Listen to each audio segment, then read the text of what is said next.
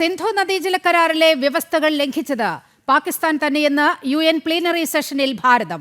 അതിർത്തി കടന്നുള്ള ഭീകരതയെ പിന്തുണയ്ക്കുന്നതിലൂടെ തന്നെ കരാർ വ്യവസ്ഥകൾ ലംഘിച്ചു.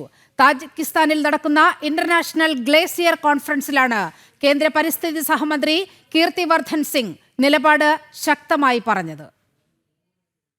ഇന്റർനാഷണൽ ഗ്ലേസിയർ കോൺഫറൻസിന്റെ ലക്ഷ്യങ്ങളെ തന്നെ പാകിസ്ഥാൻ അട്ടിമറിക്കുകയാണ്. നദീജല കരാർ സംബന്ധിച്ച് ചർച്ച ചെയ്യേണ്ട വേദിയല്ല താജിക്കിസ്ഥാനിലേത്. സിന്ധു നദീജല കരാറിന്റെ മുഖ്യ ഊന്നൽ ഭാഗത്ത് തന്നെ വ്യക്തമാക്കുന്ന സുപ്രധാന വിഷയമുണ്ട്. പരസ്പര സൗഹൃദത്തിലും സഹകരണത്തിലും കഴിയുന്ന സാഹചര്യത്തിലാണ് കരാർ നിലനിൽക്കുന്നത് എന്ന് അതിൽ വ്യക്തമാക്കപ്പെട്ടിട്ടുണ്ട്. പലതവണ പാകിസ്ഥാൻ ഇക്കാര്യം ലംഘിച്ചു. അതിർത്തി കടന്നുള്ള ഭീകരതയെ പ്രോത്സാഹിപ്പിക്കുകയാണ് പാകിസ്ഥാൻ.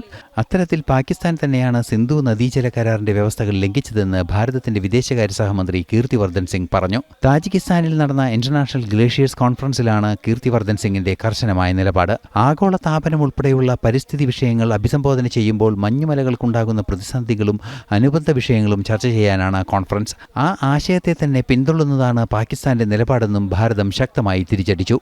ഇന്റർനാഷണൽ ഡെസ്ക്, ജനം.